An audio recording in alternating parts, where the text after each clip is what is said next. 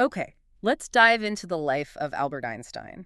We're going depth today, really drawing on some fantastic sources, a detailed biography, related papers, lots of rich insight. That's right. I mean, everyone knows the name, the hair, Mm. but these sources, they paint a much richer picture, don't they? More complex, more human than the usual icon. Exactly. And that's our mission here, really.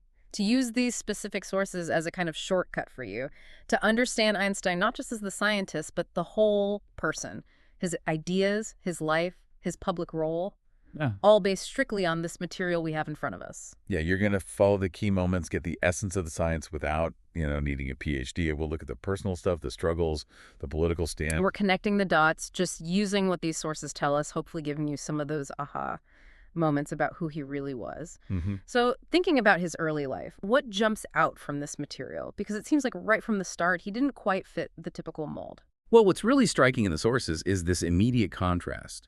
You've got him attending a Catholic school. He was the only Jewish kid there. And the biography says he actually enjoyed it, liked it so much, he'd help the other kids with their religious studies. That's pretty surprising, especially when the sources also mention his own parents were, entirely irreligious, saw Jewish traditions as ancient superstitions. Right. That kind of duality must have shaped him. And the sources really highlight those key early influences, like reading Bernstein's popular science books, getting hit by that idea of a huge world existing independently of us. And that compass moment, the sources describe it almost like a spiritual experience, right? Hinting at this hidden order he'd spent his life searching for. Exactly. And you see glimpses of his unique way of thinking early on, preferring pictures, those thought experiments, the lightning, the falling elevator. The sources even mention mild echolalia, repeating phrases. That visual thinking seems so key to his later breakthroughs. But the sources make it clear life wasn't always easy. No, definitely not. Big financial problems when his father and uncle's electrical business failed. And then, think about it, the family moves to Italy when he's 15, but they leave him behind in Munich. Wow, 15 left behind. That must have just amplified any feelings of being an outsider he already had. You'd think so. Okay. And the sources really emphasize his nonconformist streak from early on.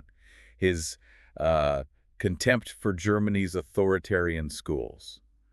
It led him to renounce his German citizenship at 16, became stateless. And later stated no religious denomination, according to the material. Yeah, this wasn't just teenage rebellion. The sources suggest it was deeper.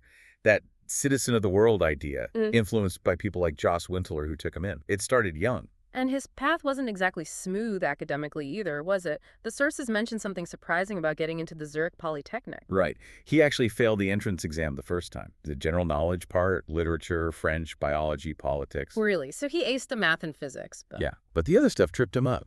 Says a lot about where his focus was, maybe where his interests weren't, according to the sources. He had to go away for a year, buckle down, then try again. So, yeah, not the effortless genius story you might imagine. Okay, moving into his personal life. These sources are quite revealing here. His relationships seem incredibly complex. Oh, absolutely. The material introduces us to Marie Wintler first, his sweet first girlfriend, the sources say. Patiently washed his laundry, hoping he'd slip a note in. A bit quaint, almost. Yeah, her father even tried to bribe him with tobacco to stay nearby. A world away from what came next, with Mileva Marić at the Polytechnic. How do the sources describe her? It sounds like quite a contrast. They're very direct. Short, plain, limp, melancholy. His mother really disapproved initially. But Einstein, according to letters quoted in the material we struck by her lovely voice, saw something more. And that trip they took to Lake Como, the sources pinpoint that as leading to her pregnancy. Yeah, a fateful trip. And the story of their daughter, Liza, in these sources, it's just heart-wrenching. And so mysterious. What do we actually know based on this material? Well, the biography pieces together fragments, mentions of scarlet fever, a cryptic letter where Einstein asks how she was registered, warns about potential difficulties for the child. Searches for official records found nothing solid. So the conclusion in the sources is That she was likely given up for adoption, her ultimate fate just unknown. A really sad secret at the start of their relationship. And it sounds like his ideal of a marriage focused purely on science didn't quite hold up against reality. The sources mention increasing difficulties at home. Yeah, the strains definitely grew. The separation agreement itself, the sources note, was negotiated at their friend Haber's house. Einstein sent Michel Besso to represent him. That must have been awkward. Do you imagine? And Mileva's later life sounds tough, too. The biography mentions a stroke and finding money hidden under her mattress after she died. Just sad. These details really humanize him, don't they? The struggles behind the science. You mentioned Besso. He sounds like a key figure. He really was. A lifelong friend. A crucial sounding board for relativity. Einstein affectionately called him an awful schlemiel in letters quoted in the sources, but clearly valued his input, even if Besso didn't always grasp the physics entirely. He was vital in the divorce stuff, too, mediating. And then his sons, Hans Albert and Edward, the sources give quite different pictures. Very different. Hans Albert became an engineer. The material portrays him as sound, strong, a first-rate sailor, very dependable. Einstein planned hiking trips with him, loved that Hans Albert was into geometry, which was his own favorite thing as a kid. But there's a hint of something else later. Yeah, the sources mention Einstein later musing that maybe a practical field like engineering was better than looking for a four-leaf clover, maybe reflecting his own challenges as a pure theorist. And Edward's story, based on the biography, is much sadder. It really is. Constant health problems, sickly, fevers, lung issues, and then the mental health struggles. Cutting classes, isolating himself. Einstein's letters, as quoted in the sources, show this growing concern, this painful sweetness, as the biography puts it, trying to connect with Edward about psychology, philosophy. That quote, comparing their views on the meaning of life, is quite poignant. It is. Edward saying there's no meaning outside life itself, and Einstein arguing for finding meaning through contributing to the lives of others. Yeah. Just a father trying to reach his struggling son, you know? Yeah. Then there was Elsa, his second wife. His cousin, right? Yes, his cousin. And the sources even mention he flirted with her sister Paula first. Ah, really? Apparently so. But the material suggests he chose Elsa for, well, comfort and nurturing. She clearly adored him, managed his daily life, found him cigars during wartime shortages. She seemed to accept his complexities. The sources quote her saying life with him was exhausting and complicated, but also recognizing his nobility. Exactly. They found a comfortable routine, despite, rough patches. And the sources say he was quite amused that she managed him. There's that anecdote about her trying to get him to quit smoking with a bet. And finally, Helen Dukas, his secretary. His incredibly loyal secretary and eventual housemate. The sources portray her as absolutely essential in his later life, fiercely protecting his privacy and his legacy after his death. These relationships, they show the human needs, the connections, the difficulties beneath the towering intellect. Okay, let's pivot to the science itself. Because 1905, that miracle year, the sources really emphasize what an explosion it was. Just unbelievable. Paper after paper. First, light quanta. Planck had introduced his constants sort of mathematically, but Einstein took it literally. Said light actually behaves like particles quanta to explain the photoelectric effect that Lenard had observed. And Millikan's experiment later proved him right. Yeah, years later. Crucially confirmed the formula, even though Millikan himself was skeptical of the whole quanta idea initially. That's according to the sources. So taking math and making it physical reality, then Brownian motion. How did he explain that? Well, he showed mathematically how the visible jiggling of tiny particles in water, which Brown had seen, was actually caused by billions of unseen molecules bumping into them randomly every second. So proving atoms were real, basically. Exactly. Providing really strong evidence for atoms and molecules, which, as you said, was still a hot debate then, showing the invisible causing the visible. Okay, and the big one from 1905, special relativity. The sources say this started with a thought experiment when he was just 16. Yeah, imagining riding alongside a beam of light, what would you see? This fundamentally challenged the accepted idea of the ether, this substance supposedly filling space for light to travel through. Experiments like Michelson-Morley had failed to detect the ether, providing context, but the sources suggest Einstein's idea came first. And the core ideas, the postulates. Two main ones, as the sources lay them out. First, Galileo's old idea of relativity physical laws are the same for everyone moving uniformly applies to light too. Second, and this was the radical bit, the speed of light is constant for all observers. Doesn't matter how fast you're moving or how fast the light source is moving, light speed is like speed. And that's where things get really weird for our everyday intuition, right? Because the sources explain this leads to the idea that simultaneity isn't absolute. Precisely.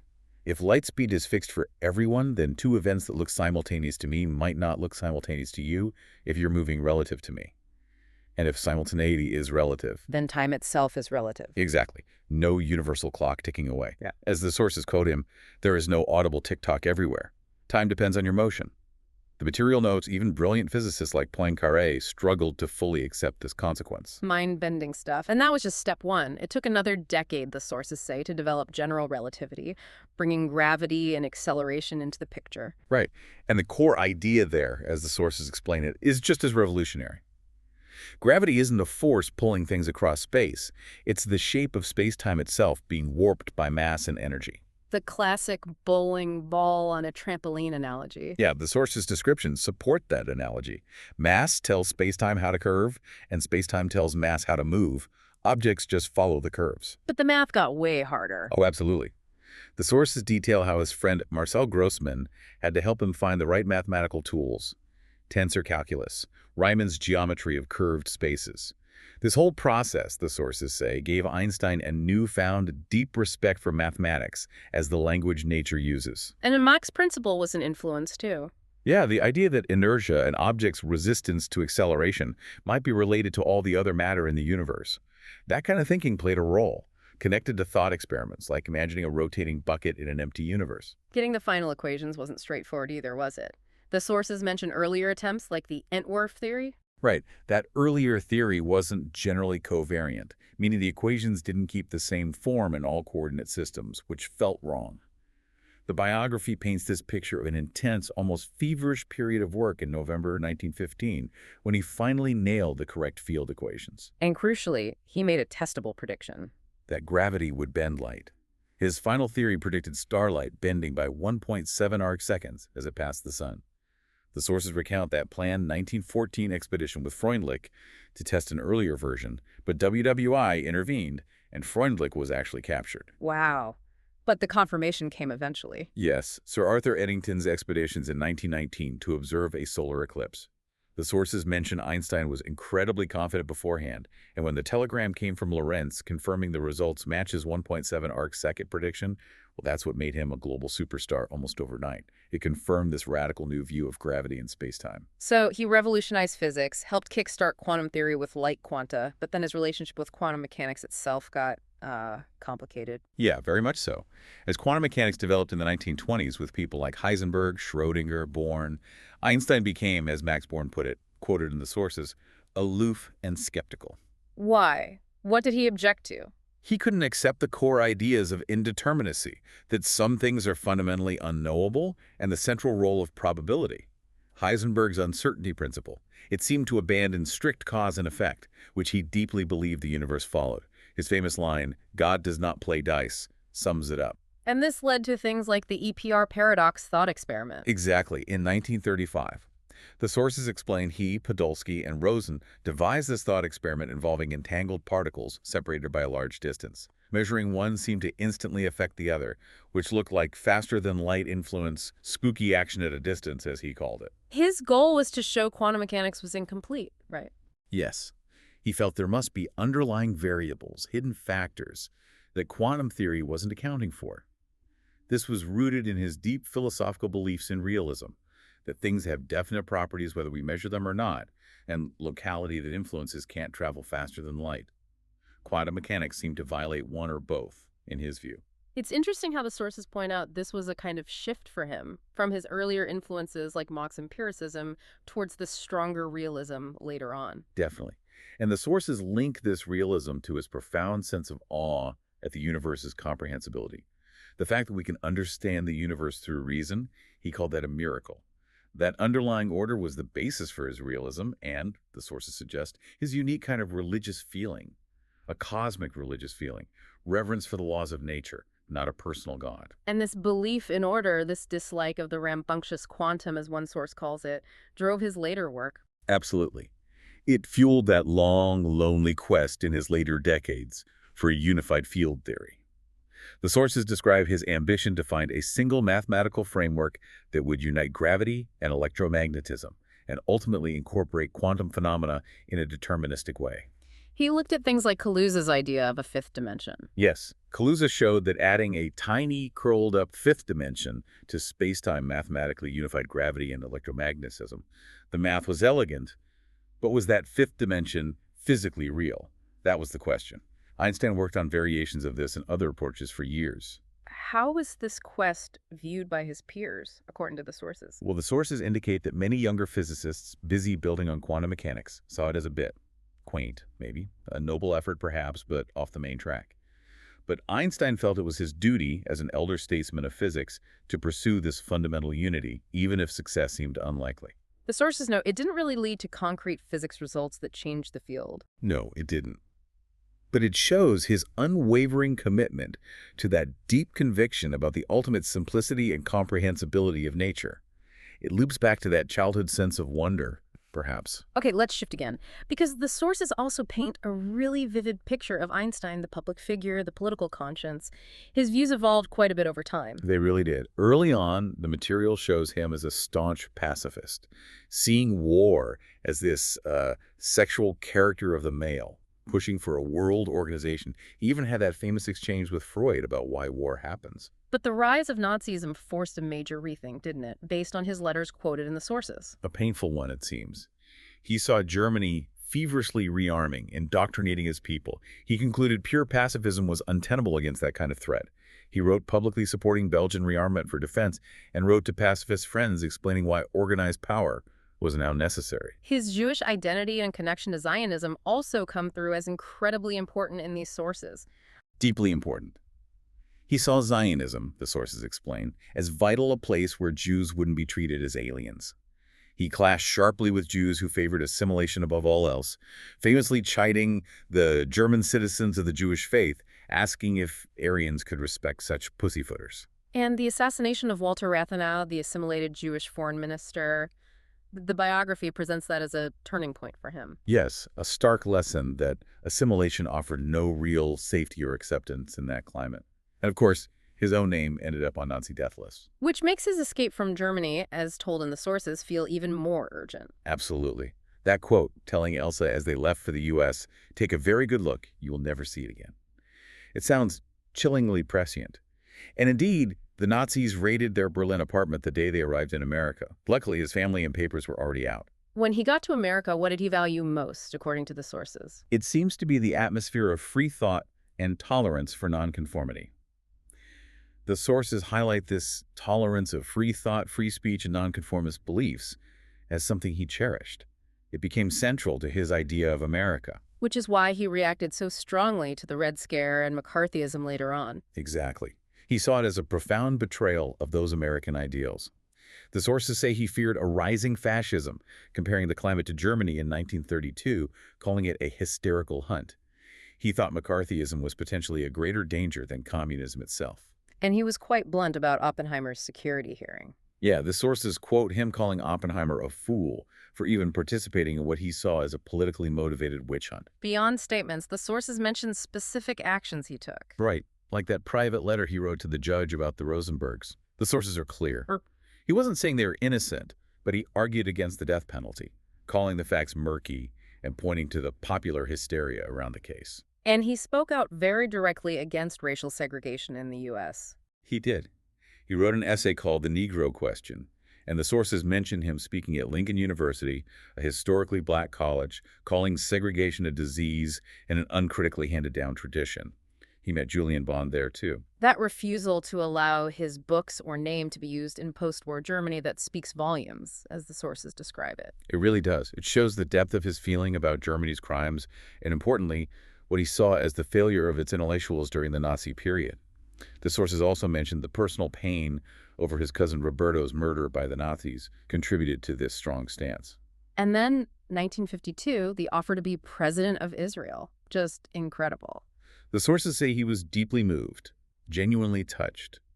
But he declined, saying he just didn't have the aptitude or experience for dealing with people in that official way. He preferred objective matters, physics. But he reaffirmed that his bond with the Jewish people was his strongest human tie. What about the atomic bomb? His role gets mythologized sometimes. The sources clarify it was quite limited. He signed the famous letter to FDR, prompted by Szilard and Teller, warning that Germany might be developing an atomic bomb and urging U.S. research. But he didn't want direct involvement in the Manhattan Project itself. And after the war, he became a very vocal advocate for international arms control and world government to prevent nuclear war. Though, as the sources note, some, like the journalist William Golden, sought his proposals as perhaps well-intentioned but politically naive. So, a man whose conscience was deeply engaged with the world, constantly evolving, driven by core values of freedom and justice. Absolutely. Not afraid to take unpopular stands based on those convictions. Okay, let's wrap up with the icon himself and his final years based on this material. Yeah, the sources talk about this publicity paradox. How did this brilliant but, rumpled, unconventional scientist become such a global celebrity? He had the look, didn't he? The hair. The hair, the charm, the witty remarks. The sources quote his friend Aaron Fest, joking about the press reacting like startled newspaper ducks. And Einstein himself kind of played along sometimes, right? Calling himself an ancient figure, the no socks thing. That story about meeting Charlie Chaplin is perfect. Isn't it? At the City Lights premiere, Chaplin supposedly said, "They cheer me because they all understand me, and they cheer you because no one understands you." And Einstein apparently laughed and agreed. Captures the phenomenon perfectly. In his last years, the sources show him still working at the Institute in Princeton, a familiar sight walking around town. There's even that story in the biography about a driver getting so distracted seeing him that they hit a tree. Huh. Shows his level of fame. But the sources also describe a peaceful acceptance of his own end. Yes, he knew about his aortic aneurysm for some time, but refused surgery. His eulogy for his colleague Rudolf Ladenburg, quoted in the material, reflects this philosophical calm. Brief is this existence as a fleeting visit in a strange house. And then, the very strange postscript, his brain. Yeah, quite bizarre and, frankly, a bit grim. Despite his explicit wish to be cremated and have his ashes scattered secretly to prevent any cult forming around his remains. The pathologist, Thomas Harvey, took the brain. Without permission, yes, kept Yeah. it. It became this wandering relic, as the biography puts it. Studied, sectioned, pieces sent around. A really odd fate for someone who disliked that kind of veneration. So, summing up his identity based on these sources, what are the key threads? That joyous nonconformity comes through strongly. A deep-seated, passionate fight against any kind of dogma based on authority. The sources even compare him to Galileo in that respect. Freedom as the lifeblood of creativity. Exactly. In science and society, he hated tyranny, whether it was Nazism, Stalinism, or McCarthyism. The sources make that very clear. It really is an incredible life story when you look at it through the lens of these sources, the science, the personal struggles, the public courage. It really defies any simple label or caricature, doesn't it? So bringing this all together, what does this deep dive into these sources really give us? We've seen the man behind the myth. Yeah, I think these insights, straight from the material we've been discussing, really deepen how you see him. You understand how the science, the personal life, the strong convictions were all tangled together.